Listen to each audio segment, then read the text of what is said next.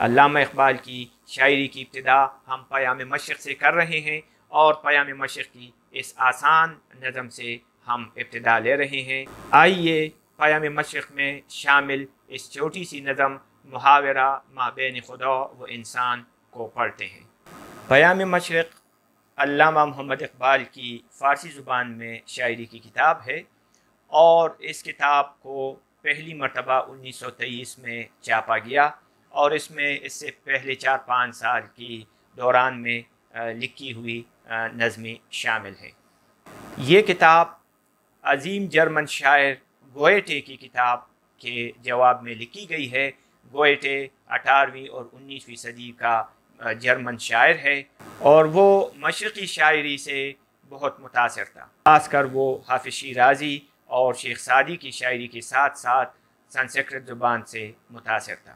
یہ وہ زمانہ ہے جب خاص کر انقلاب فرانس کے بعد یورپ میں مادہ پرستی کا دورہ تھا۔ گوئٹے نے اس مادہ پرستی سے مشرقی تہذیب میں پناہ لینے کی کوشش کی اور اس نے ایک شاعری کی کتاب مشرق و مغرب کی دیوان کے نام سے لکھی۔ اس نے جرمن زبان میں یہ شاعری کی ہے لیکن کتاب کا نام دیوان رکھا گیا ہے۔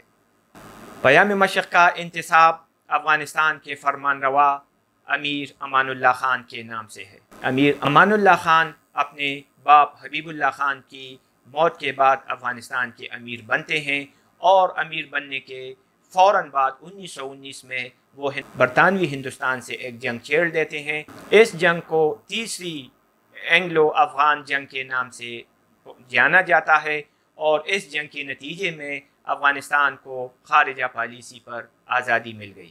اس سے پہلے افغانستان خارجہ پالیسی کے طور سے آزاد ملک نہیں تھا۔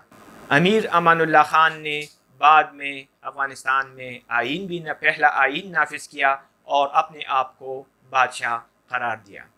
اب وہ امیر کی جگہ شاہ کہلانے لگے۔